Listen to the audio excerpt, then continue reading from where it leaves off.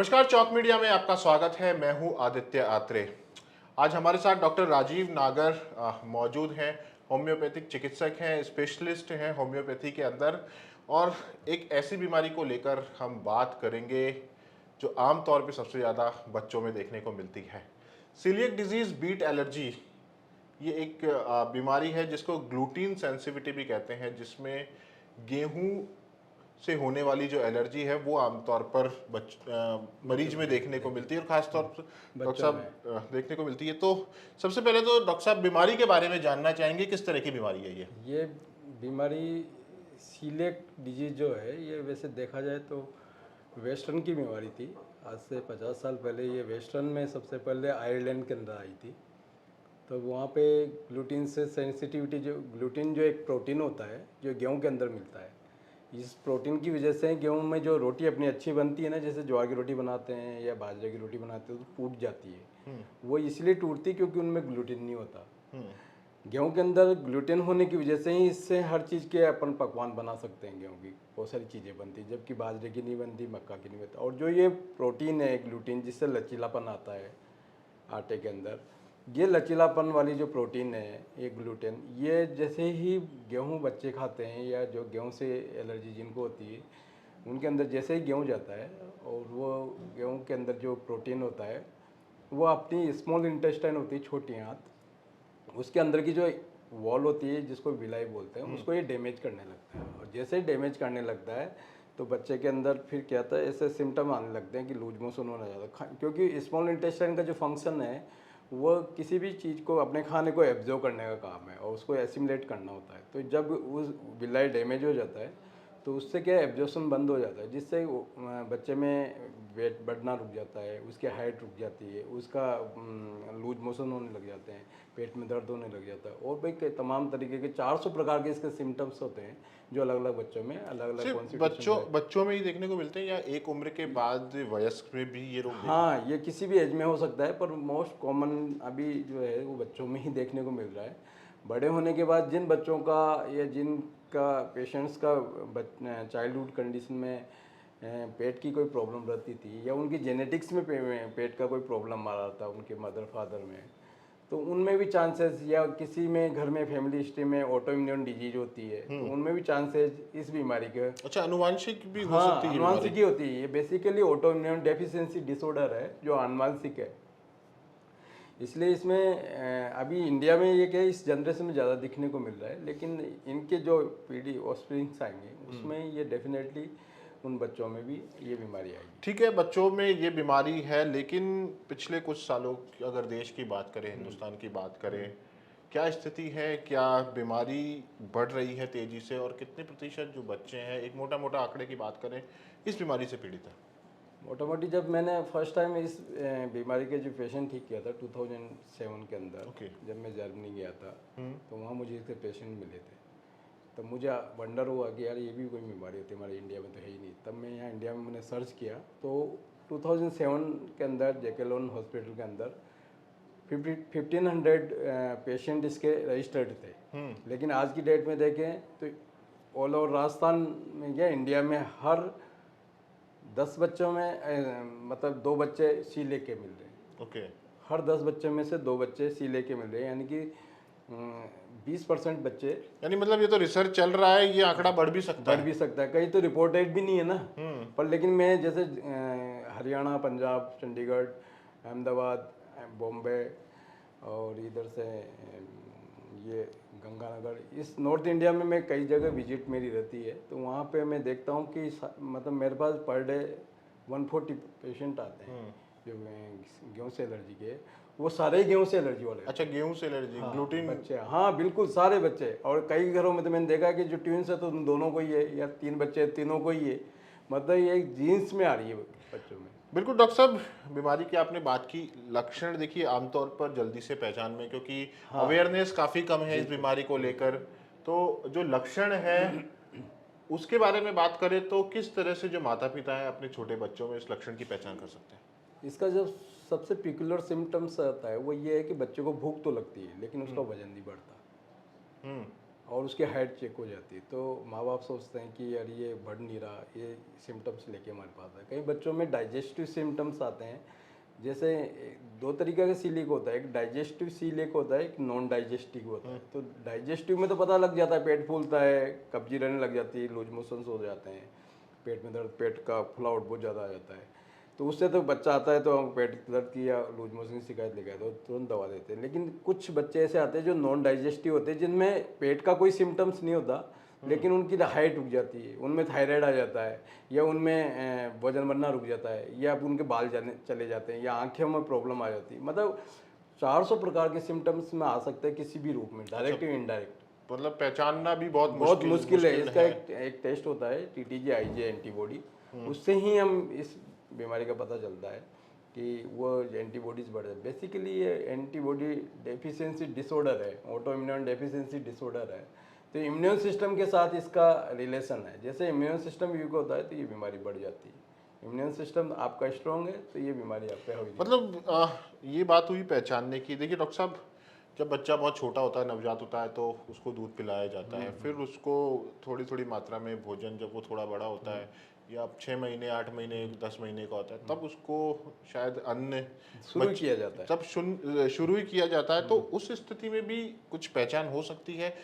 उस स्थिति में पहचान का यही तरीका है कि जब बच्चा, जैसे ही बच्चा बर्थ लेता है तो माँ का फीड करता है, मिल्क फीड करता है, तो जिन बच्चों को ग्लूटेन सेंसिटिविटी होती है या सीलिएक डिजीज के लक्षण होते हैं, उन बच्चों में मिल्क इंटॉलरेंस भी होता है, लैक्टोज। हाँ, उन बच्चों में दूध भी रिएक्ट करने लग जाता है। तो कई माँ आके हमको बोलती है कि तो दूध भी नहीं पीता, दूध नहीं पचता, इसको उल्टियाँ कर देता है, या लूज मोशन हो जाते हैं, या रेसेज आने लग जाते हैं, खुजली होने चाहिए, लाल लाल दापड़ टाइप हो जाते हैं। तो मिल्क लैक्टोज इंटॉलरेंस भी उन बच्चों में ही पाया जाता है जिनमें व्हीट की एलर्जी होती है। ये दोनों अच्छा, मतलब दूध से एलर्जी है तो फिर बहुत चांसेस बढ़ जाते हैं कि गेहूं हाँ, से भी वो उसको एलर्जी गेहूं से उसको भी एलर्जी वहाँ पर हो सकती है। बिल्कुल। ये हमने बात की। अब होम्योपैथिक में किस तरह का इलाज है? देखिए, एलोपैथी को लेकर भले ही लोग आज बात करते हों, लेकिन होम्योपैथिक जिस तेज़ी से आज बढ़ रहा है, हर बीमारी का लगभग लगभग इसमें इलाज है। तो इस बीमारी का किस तरह से इलाज है होम्योपैथी? होम्योपैथी बेसिकली ये ऑटो इम्यून डिजीज़ पे अच्छा काम करती है, क्योंकि homeopathy immune system supporting medicine होती है। तो जितनी भी ऑटो इम्यून डिजीज है, लाइक सीलिएक डिजीज है ना, या थायराइड है, या जितनी भी ऑटो इम्यून डिजीजेज होती है ना, उनमें होम्योपैथी बहुत अच्छा काम करती है और बहुत ज़बरदस्त दवाएं हैं इनमें। तो ये जब आपका इम्यून सिस्टम स्ट्रॉन्ग हो जाता है तो उसके अगेंस्ट में जो भी रिएक्ट कर रहा है आप, वो आपको रिएक्ट करना बंद कर देगा। देखिए, हम कहते हैं कि गेहूं में एलर्जी, गेहूं से एलर्जी, तो गेहूं में प्रॉब्लम है या अपने बॉडी के अंदर प्रॉब्लम है? अच्छा। ये सोचने की बात है ना, कि जैसे कई लोग कहते हैं कि साहब हमने गेहूं बंद कर दिया, लेकिन गेहूं बंद करने से आपका प्रॉब्लम सॉर्ट आउट नहीं होगा ना, क्योंकि आप जिससे प्रॉब्लम है उसको दूर किया है, लेकिन जिसके अंदर प्रॉब्लम है उसको ठीक नहीं किया ना। तो उस इम्यून सिस्टम को यदि अपन ठीक करते हैं तो आपके केमिकल इम्बेलेंसेज होते हैं जो आपका इम्यून सिस्टम को डीअरेंज करते हैं तो जैसे आपका इम्यून सिस्टम सपोर्ट ठीक होने लगता है होम्योपैथी मेडिसिन से, तो आप गेहूँ इंटेक करने लग जाते हैं। बिल्कुल। देखिए, होम्योपैथिक में तो शायद इलाज भी परफेक्ट होता है और कहा जाता है कि परफेक्ट इलाज होता है।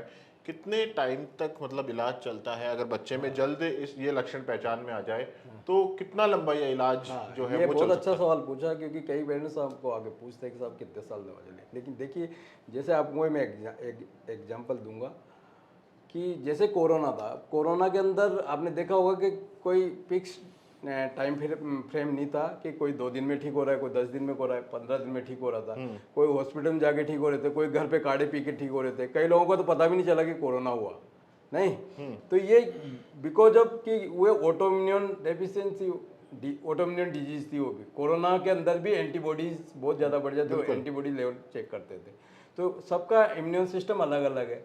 आपने देखा हो कोरोना में RT-PCR टेस्ट करते थे, जो एंटीबॉडी टेस्ट होता था, तो वो एंटीबॉडी ये डिनोट करता है कि आपका बॉडी का इम्यून सिस्टम कैसा कितना है। कैसा तो है? ये डिपेंड करता है पर्सन टू पर्सन। अब कई बच्चों में जो सीलिएक की बीमारी है वो 2 साल में भी ठीक होती है, कोई में 2.5 में हो जाती है, कोई में 5 साल भी लग जाते हैं, क्योंकि उनका जितना इम्यून सिस्टम डीअरेंज होगा उतना उनका टाइम फ्रेम बढ़ता जाता है। बिल्कुल। एक सवाल डॉक्टर साहब ये भी आता है, इलाज चलेगा लंबा। अगर हम ये इसका इलाज लेते हैं होम्योपैथी में तो इलाज थोड़ा सा लंबा होता है होम्योपैथी का, लेकिन ये शंकाएं भी बनी रहती कि क्या ये बीमारी लौट कर वापस आ सकती है? नहीं, एक बार यदि ठीक से उसका ट्रीटमेंट हो गया और जितना टाइम फ्रेम डॉक्टर साहब बताते हैं, जो भी होम्योपैथी डॉक्टर साहब इलाज लेते हैं, वो टाइम में यदि आप पूरा करते हैं तो उसके बाद चांसेस ना के बराबर हो जाता है, क्योंकि आपका एंटीबॉडीज को वो उस लेवल तक ले आती है मेडिसन जहाँ पे नॉर्मल रेंज होती है। जब आपका एंटीबॉडी उस नॉर्मल रेंज में आ जाता है, आपका इम्यून सिस्टम एकदम स्ट्रॉन्ग हो जाता है, फिर चांसेस नहीं होते। पर वो ये है कि आप लगातार मतलब परहेज नहीं कर रहे, कई सारी चीज़ें ऐसी करते हैं ना, जैसे ग्लूटेन वाली चीज़ हाँ, अगर ज़्यादा मात्रा में? बहुत ही ज़्यादा। नहीं, थोड़ा बहुत खाने से कोई दिक्कत नहीं, लेकिन मैदा आप रोज ले रहे हैं या फास्ट फूड ले रहे हैं, या और फिर आपका लाइफ स्टाइल भी ठीक नहीं है, आप कोई भी एल्कलाइन फूड भी नहीं ले रहे बच्चों में तो फास्ट फूड का कल्चर बहुत ज़्यादा देखने को मिल रहा है। इसीलिए तो उनमें ये बीमारी बहुत ज़्यादा अभी देखने में मिल रही है। और मैं तो ये कहूँगा कि आने वाले टाइम की हिडन एपिडेमिक है, छुपी महामारी है। एक टाइम था जब हम गेहूं के लिए कोई परहेज नहीं करते थे, तो पूड़ी तो आप देखिए कि समाज से गायब भी हो गई। मतलब पूड़ी एक दो तीन दिन खा लेते थे लोग, लेकिन अभी एक टाइम खाने के बाद ही, जबकि अपन को कोई प्रॉब्लम नहीं है, लेकिन देखते हैं नहीं पूड़ी थी। हाँ, थोड़ी सी। क्योंकि एक सर्टेन लेवल पे ये एलर्जी के इंडिकेशन है कि गेहूं में भी आप देखिए कि 2 रोटी 3 रोटी से ज़्यादा डाइट नहीं रही लोगों की। एक जमाना था तब लोग कैसा खाते, तो इम्यून सिस्टम, डाइजेस्टिव सिस्टम उनका स्ट्रॉन्ग था, इसलिए उसको डाइजेस्ट करते थे। लेकिन अब लोगों के इम्यून सिस्टम वीक हो रहे हैं, डाइजेस्टिव सिस्टम वीक हो गया है, और ये जो बीमारी है वो डाइजेस्टिव सिस्टम का ऑटो इम्यून डेफिशिएंसी डिसऑर्डर है। ओके।